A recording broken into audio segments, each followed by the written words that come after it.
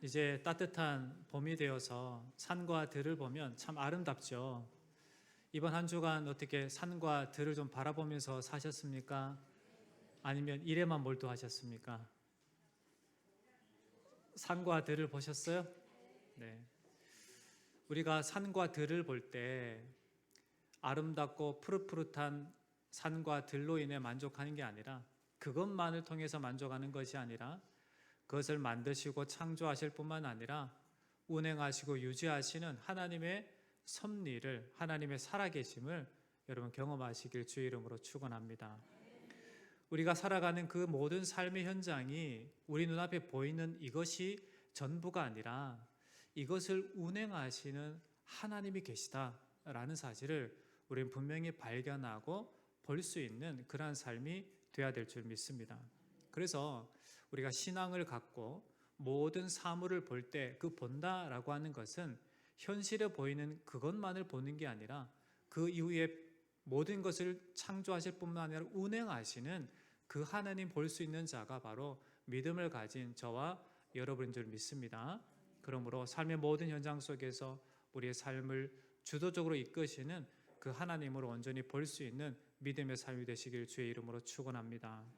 오늘 말씀을 보면 하나님을 보는 자와 하나님을 보지 못하는 자에 대한 부분들을 볼 수 있게 됩니다.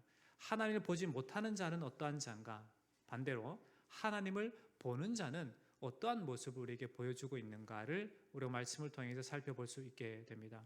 먼저 오늘 말씀에 등장하는 사람들의 모습을 보면, 오늘 간단한 말씀, 간단하게 이 말씀을 요약해 보면, 빌립보에 바울과 실라가 기도의 장소로 가던 중에 한 여종을 만나게 됩니다. 그 여종이 어떤 자입니까? 귀신 들려서 점치는 사람이었습니다. 그런데 그 여종이 매일같이 여러 날 바울과 실라를 쫓아다니면서 괴롭게 합니다. 어떻게 괴롭게 하는가라고 보면, 하나님의 거룩한 종이다라고 이렇게 이야기하면서 그들이 정말 하나님께서 말씀하시는 그 일들을 이야기한다라고 이렇게 이야기를 합니다. 그런데 그들이 그렇게 이야기하는 것은 바로 하나님의 온전한 뜻을 온전히 드러내는 것이 아니라, 당시 그들이 가지고 있던 가치관 속에서, 제우스를 신으로 여기는 그 사람들의 가치관 속에서 그들을 이야기하고 있다라는 겁니다. 그러니까 전능하신 하나님, 살아계신 하나님의 복음을 위한 것이 아니라, 그들이 그렇게 전하고 다니는 것은 제우스를 위한 것이다 라고 이렇게 괴롭히면서 따라다닙니다. 그럴 때 이 사도 바울과 실라가 어떻게 합니까? 귀신을 내어 쫓습니다. 그런데 이 여종을 통해서 돈벌이 하던 주인들이 분노하면서 바울과 실라를 붙잡고 관리들에게 고소를 하게 됩니다. 이 고소의 관리들은 바울과 실라를 매로 치고 그리고 지하 감옥에 가두게 됩니다. 그 지하 감옥 속에서 바울과 실라는 기도하며 찬송했고, 하나님은 옥토가 움직이고 감옥의 문이 열리도록 하셨고, 묶였던 모든 것이 풀어지게 하셨습니다. 죄수를 지키던 간수들이 옥문이 열린 것을 보고 죄수가 모두 도망친 줄 알고 자결을 하려고 하는 차에 바울과 실라가 소리 지르며 우리가 다 여기 있으니 몸을 상하게 하지 말라라고 이렇게 이야기합니다. 그 순간 그 간수는 바울과 실라 앞에 엎드려 어떻게 해야 구원을 받게 됩니까? 라는 질문을 하게 됩니다. 바울과 실라가 대답합니다. 주 예수를 믿으라. 그리하면 너와 내 집이 구원을 받으리라. 그 밤에 간수는 바울과 실라를 자신의 집으로 데려가서 맞은 자리를 씻어주고 자기와 온 가족이 세례를 받고 온 집안이 하나님을 믿게 되었다라고 하는 그런 내용입니다. 오늘 말씀을 통해서 하나님의 일하심을 보지 못하는 자와 하나님의 일하심을 보는 자의 모습이 어떠한지를 살펴보기를 원합니다. 먼저 하나님의 일하심을 볼 수 없는 자의 모습을 보면, 먼저 귀신 들린 여종을 볼 수가 있습니다. 이 여종은 마귀의 능력으로 점을 치는 사람이었습니다. 그리고 여종이라고 하는 단어에서도 우리가 살펴볼 수 있듯이 어떤 주인에게 종속된 그러한 위치에 있었던 사람이었습니다. 이 여인은 귀신에게 사로잡혀 있을 뿐만 아니라 주인에게 매여 있는 자유를 전혀 누리지 못하는, 한마디로 이용만 당하는 그러한 여종이었던 겁니다. 16절에 보면 이 여종이 주인들에게 큰 유익을 주고 있었다라고 기록하는 것을 보면 이 여종을 통해서 여러 사람들이 돈벌이를 하고 있었다라는 것을 알게 됩니다. 이러한 여종이 바울과 실라를 따라다니면서 소리를 지릅니다. 이 사람들은 지극히 높은 하나님의 종으로 구원의 길을 너희에게 전하는 자다라고 소리치며 다닙니다. 예수 그리스도를 알고 믿는 우리가 듣기에는 이 사람이 진실한 이야기를 하고 있구나라고 이야기할 수 있겠습니다. 그러나 여종이 외치고 있는 것은 구원의 길을 너희에게 전하는 자라고 하는 이 의미에 있어서 예수 그리스도를 믿음으로 구원에 이른다라고 하는 순수한 믿음에 대한 부분들을 고백한 것이 아니라 복음을 왜곡시키고 있었다라는 겁니다.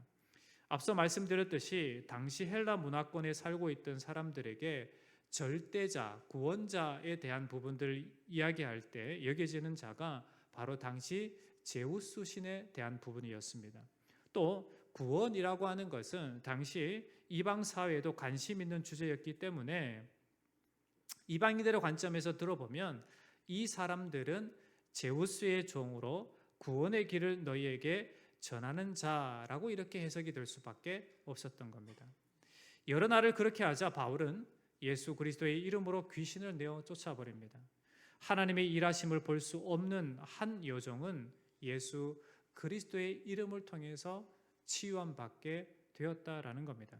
분명히 이 여인은 정상적인 생활을 바울과 실라를 통해서 하게 될 뿐만 아니라 예수 그리스도를 영접하고 자신이 귀신 들려 외쳤던 그대로 진짜 하나님의 크신 은혜로 구원받게 되고 그 구원의 길이 바로 예수 그리스도시다라는 것을 증거하는 자가 되었을 겁니다. 두 번째로 하나님의 일하심을 보지 못하는 사람들을 보면 여종들의 주인, 여종의 주인들, 관리들 그리고 군중들임을 볼 수 있게 됩니다. 여종이 귀신으로부터 자유롭게 되자 여종의 주인들이 분노하기 시작합니다. 왜 분노하게 됩니까? 이 여종으로부터 돈벌이를 할 수 있었는데 돈벌이가 끊겨졌기 때문에 그렇습니다. 이 여종이 귀신 들려 있으면서 큰 돈벌이가 계속 되어 있을 텐데 이제 귀신이 쫓겨가고 제정신으로 돌아왔으니 지금까지 쉽게 수익을 얻어왔던 것이 하루아침에 없어졌기에 분노할 수밖에 없었던 겁니다. 주인들은 불로소득으로 자신의 노력이 아니라 한 여종, 귀신 들려 한 여종을 통해서 큰 돈벌이를 하고 있었는데 하루아침에 끊겨버리게 된 겁니다. 이렇게 만들어버린 바울과 실라를 죽이고 싶었던 것이 이들의 마음일 겁니다. 이 주인들에게는 하나님의 살아계심과 일하심이 결코 보여지지 않는 오직 물질만을 볼 수 있는 그런 눈들이었던 겁니다. 이들이 볼 수 있는 것은 자신들의 수중에 들어오는 경제적인 이익만을 볼 수 있었던 자였습니다. 귀신 들린 여종이 자유롭게 된 것, 그것을 행하신 하나님의 일하심에는 전혀 관심이 없었던 겁니다. 볼 수 있는 눈이 조금도 없었던 그런 모습을 볼 수가 있습니다. 이러한 영적 눈이 감긴 주인들이 한 일이 무엇인가? 20절, 21절 말씀 보면 이 사람들이 유대인인데 우리 성을 심히 요란하게 하여 로마 사람인 우리가 받지도 못하고 행하지도 못할 풍속을 전한다 하거늘. 이 주인들이 바울과 실라를 관리들 상관들에게 이러한 내용으로 고발을 하게 됩니다. 실제로 이들이 고소해야 될 내용은 경제적인 손실 때문에 바울과 실라를 고소해야 되는데 정작 고소의 내용을 보면 불법 종교 유포 또는 로마의 지배를 통한 평화를 교란한다라고 하는 제목을 들어서 고소하는 것을 보게 됩니다. 심히 요란하게 했다라고 하는 의미는 선동했다, 흔들어 놓았다라는 그런 의미를 가지고 있습니다.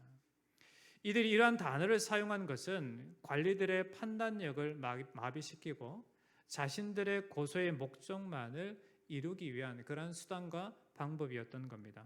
한마디로 죄 없는 자를 어떻게든 걸고 넘어져서 고소해서 처벌받도록 하고자 한 것이 바로 이들의 모습이었던 겁니다. 이렇게 선동하며 호소하자 군중까지 합세해서 바울과 실라를 대항합니다. 한두 사람도 아니고 군중들까지 바울과 실라를 제대로 판단하지 않고 죄인 취급하고 온갖 비난의 말을 쏟아내었던 겁니다. 이처럼 하나님의 일하심을 보지 못하는 자들은 바로 바울과 실라, 즉 하나님의 일을 행하는 자들에 대해서 대항할 뿐이었다라는 겁니다. 세 번째, 하나님의 일하심을 보지 못했다가 회복된 사람 간수의 모습을 볼 수가 있습니다. 자다가 깬 간수가 굳게 닫힌 감옥 문이 열려 있는 것을 보고 모든 죄수들이 다 도망한 줄 여깁니다. 그래서 결정적으로 하고자 한 것이 무엇입니까? 칼로 자결하려고 합니다. 로마법에 간수가 죄수를 놓쳤을 때 죽음으로 책임을 지거나 혹은 죄수가 받은 형량만큼 벌을 받게 했다고 합니다. 그러니 간수는 자기가 받을 형벌을 생각하니 차라리 자결하는 것이 낫겠다 생각을 했다는 겁니다. 지금 자신의 눈앞에 펼쳐진 현실 앞에 좌절하고 낙심해서 자결하려고 했던 겁니다. 그런데 어떻게 됩니까? 28절 보면 바울이 크게 소리질러 이르되 내 몸을 상하지 말라 우리가 다 여기 있노라. 바울과 실라가 그대로 있는 것을 보고 그들 앞에 엎드려 어떻게 합니까? 어떻게 해야 구원을 받을 수 있습니까? 이 순간 이 간수는 저주의 영원한 죽음의 길로 갈 수밖에 없었던 이 영혼이 놀라우신 하나님의 은혜로 영원한 생명으로 나오게 되는 결정적인 사건을 맞이하게 됩니다. 주 예수를 믿으라. 그리하면 너와 내 집이 구원을 받으리라. 예수 이름으로 구원을 받고 참 생명 영원함을 가진 그런 자가 되었음을 말씀을 통해서 확인해 보게 됩니다. 자, 그렇다면 이 시대를 살아가는 우리는 어떠한가? 혹시 여종처럼 또는 여종의 주인들처럼 또는 간수들처럼 하나님의 일하심을 보지 못하고 내가 추구하고자 하는 것만을 욕심내며 살고 있지 않는가? 우리가 가져야 할 안목이 무엇일까요? 물론 우리가 살아가는 삶의 현실 속에 눈앞에 보이는 것이 매우 급급해서 그것을 어떻게든 내 힘으로 해결하고자 하는 그런 모습도 있을 수 있습니다. 그러나 우리는 사도 바울과 이 실라의 모습을 통해서 내 눈앞에 보이는 그 현실이 전부가 아니라 그 배후에서 역사하시는 하나님의 일하심이 분명히 있다라는 것을 볼 수 있는 눈을 가져야 될 줄 믿습니다. 바울과 실라가 당한 현실이 무엇입니까? 22절, 24절에 보면 옷을 찢김을 당하고 매를 많이 맞고 심지어 캄캄하고 축축한 지하 깊은 감옥에 갇히되 두 발 두 손이 다 묶이기까지 합니다. 마치 가장 흉악한 범죄자들처럼 취급을 당했던 겁니다. 바울과 실라는 좋은 일만을 하고도 말도 안 되는 핍박을 당하게 된 겁니다. 이렇게 흉악범처럼 취급을 당할 이유가 바울과 실라에게는 전혀 없었습니다. 그럼에도 불구하고 바울과 실라는 잠잠히 그 고통을 당합니다. 누구처럼요? 예수님처럼. 예수님 십자가의 고통을 당하신 것처럼 그들이 그렇게 당하는 것이 아무것도 아니냐 받아들이는 그 모습을 볼 수가 있습니다. 때로 우리는 인생을 살아갈 때 왜 이런 고통을 내가 당해야 되는가? 왜 이런 어려움을 겪어야 되는가? 왜 이런 욕을 먹어야 하는가라고 생각할 수 있겠습니다. 나는 아무 잘못하는 것이 없는데 왜 이런 일이 나에게 주어지는가라고 할 수 있을 겁니다. 그러나 그때 우리는 잠잠히 하나님의 일하심을 볼 수 있어야만 됩니다. 왜냐하면 하나님께서 모든 것들을 이루어 가시고 선하게 이끄시는 하나님이시기 때문에 그렇습니다. 바울과 실라는 아프고 쓰라린 몸으로 축축하고 어두운 곳에 두 발이 묶인 채로 무엇하고 있습니까? 25절 말씀 보면 한 목소리 함께 합니다. 시작. 한밤중에 바울과 실라가 기도하고 하나님을 찬송하며 죄수들이 듣더라. 아멘. 여러분, 이 상을 한번 상상을 해보시기 바랍니다. 지금 매를 매우 많이 맞았습니다. 그리고 몸은 상처투성입니다. 그런데 몸이 자유롭지 못합니다. 지하 깊은 감옥에 갇혀 있을 뿐만 아니라 두 발이 다 묶인 상태입니다. 그렇다면 여러분이 만약에 바울과 실라 같은 그러한 모습이 있을 때 여러분의 입에서 어떤 말이 나오겠습니까? 불평과 불만이 나오지 않겠습니까? 그리고 이젠 죽었구나 낙심하지 않겠습니까? 그런데 신기하게도 이 바울과 실라가 하고 있는 것이 무엇입니까? 하나님 앞에 기도하는 겁니다. 그리고 하나님을 찬송하는 겁니다. 여러분, 우리가 하나님 앞에 나아가서 기도할 수 있다, 그리고 하나님을 찬송할 수 있다라고 하는 것은 하나님의 살아계심을 알고 하나님의 우리와 함께 하심을 믿고, 그리고 하나님께서 우리 인생의 주인이심을 분명히 볼 수 있는 자만이 그렇게 할 수 있는 겁니다. 현실이 힘겹고 어려우면 그것 때문에 낙심해서 불평하고 좌절하고 그리고 원망하는 그러한 자리로 가는 것이 인생의 모습입니다. 그러나 믿음의 사람은 거기에 그치는 것이 아니라 모든 삶의 것들을 주관하여 주시는, 모든 인생의 걸음을 인도하시는, 그리고 가장 선한 것으로 채워주시는 그 하나님을 볼 수 있는 자가 되어야만 됩니다. 그리고 그 믿음 가운데 힘겹고 어려울 때 무엇 해야 된다고요? 바울과 실라처럼 기도하는 자가 되어야만 합니다. 그리고 하나님을 찬양하는 자가 되어야만 합니다. 그것이 무엇입니까? 바로 하나님을 온전히 예배하는 자가 되어야만 되는 겁니다. 그러기에 여러분, 힘겹고 어려울 때마다, 짜증나고 또 낙심되는 일이 있을 때마다 더 하나님 앞에 기도하는 기도의 자리로 나와야 될 줄 믿습니다. 그리고 하나님을 더욱 찬양할 수 있는 자리로 나와야만 하는 겁니다. 왜 그럴까요? 그것이 바로 그러한 기도와 찬양이 바로 하나님께서 내 인생의 주인 되신다라는 고백이기 때문에 그렇습니다. 그렇게 하는 것이 하나님께서 내 인생을 책임져 주신다라고 하는 신앙의 고백이기 때문에 그렇습니다. 오늘 이 바울과 실라가 그렇게 매맞고 힘겹고 쓰라린 고통스러운 몸과 묶여진 그러한 현실 속에서 하나님께 기도할 수 있고 하나님을 찬양할 수 있었던 것은 바로 그들이 살아계신 그 하나님을 현재 보고 있기 때문에 그렇습니다. 하나님을 볼 수 있는 눈이 그들에게 있었기 때문에 그렇습니다. 분명히 이들이 하나님 앞에 기도하고 찬양할 때 함께 감옥에 갇혔던 사람들은 욕하는 사람도 있었을 겁니다. 혹은 그 중에 그 찬양에 감동받는 사람도 있었을 겁니다. 어찌되었든 바울과 실라는 그 고통의 환경 속에서 기도하고 찬양하는 사람이었다라는 것을 오늘 우리가 이 시대 가운데 살아가는 우리에게 보여주고 있다라는 겁니다. 어떻게 이렇게 할 수 있습니까? 앞서 말씀드린 대로 하나님의 일하심을 보는 자였기 때문에 그렇습니다. 그들이 그리스도의 복음을 전하는 수많은 그 과정 가운데 진짜 하나님 살아계시구나, 하나님 역사하시는구나, 하나님 우리와 함께 하시는구나를 매일같이 경험하는, 그래서 그 하나님을 볼 수 있는 자들이었기 때문에 그렇습니다. 여러분, 오늘 이 시대 여러분 살아가는 삶의 현장 속에서 진짜 하나님 살아계심을 경험하고 계십니까? 그 하나님을 진짜 보고 계십니까? 그렇다면 여러분 현실 눈앞에 보이는 힘겨움과 어려움 속에 낙심하는 것이 아니라 더 기도의 자리로 하나님을 찬양할 수 있는 자리로 나아가시길 주의 이름으로 축원합니다. 기도의 자리가 어디입니까? 찬송의 자리가 어디입니까? 이 교회뿐만 아니라 여러분의 삶의 그 현장이 바로 하나님을 찾고 하나님을 찬양할 수 있는 자리인 줄 믿습니다. 사도 바울과 이 실라가 그 묶여진 그 깊은 감옥에 있을 때, 그 고통 중에 있을 때 하나님 앞에 기도하는 사람이었고 찬양하는 사람이었습니다. 여러분의 현실의 삶의 현장 속에서 하나님께 기도할 수 있는 자리가 바로 그 자리라는 겁니다. 하나님을 찬양할 수 있는 자리가 바로 그 고통의 자리요, 힘겨움의 자리요, 어려움의 자리라는 겁니다. 그럴 때 하나님께서 놀랍게 여러분의 심령을 주장해 주실 뿐만 아니라 여러분의 환경도 놀라운 은혜로 이끌어 가시는 줄 믿습니다.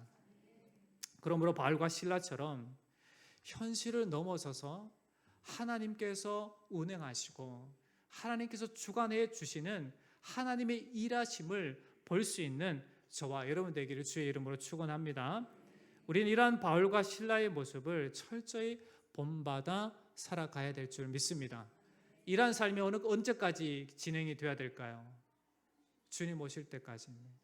주님 우리를 부르시는 날까지 진짜 주님의 일하심을 보고 주님 살아계심을 경험하고, 그래서 늘 하나님께 기도하고 하나님을 찬양하는 그러한 자리로 우리는 나아갈 수 있어야 한다라는 겁니다.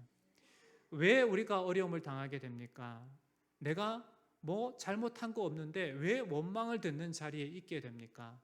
그것은 바로 그 자리가 하나님의 은혜를 경험할 수 있는 자리다라는 것을 아시고 더 기도하고 하나님 앞에 찬양하는, 그래서 하나님의 일하심을 경험하는 그러한 삶의 자리가 되시길 주의 이름으로 축원합니다.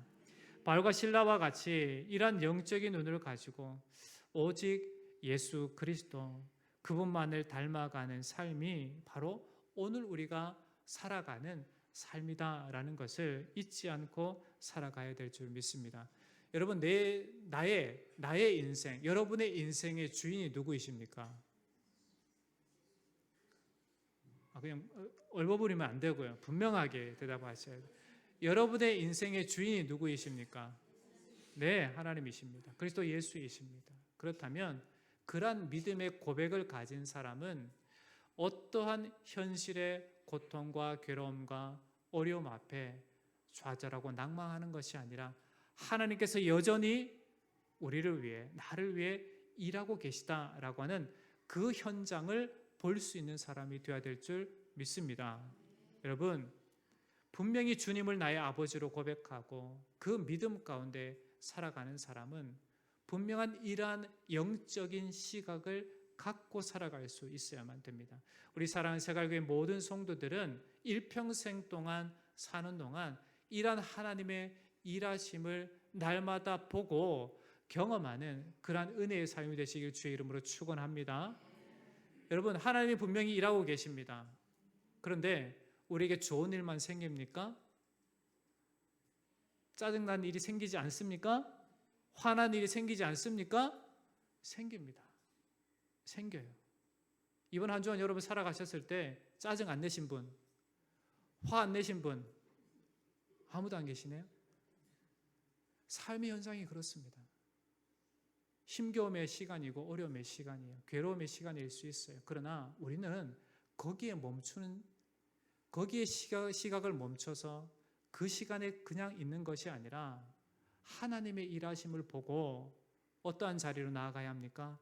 기도의 자리로, 그리고 하나님을 찬양할 수 있는 자리로. 그래서 하나님께서 놀랍게 나의 인생 가운데 역사하신다라고 하는 그러한 고백의 자리로 나아가야 될 줄 믿습니다.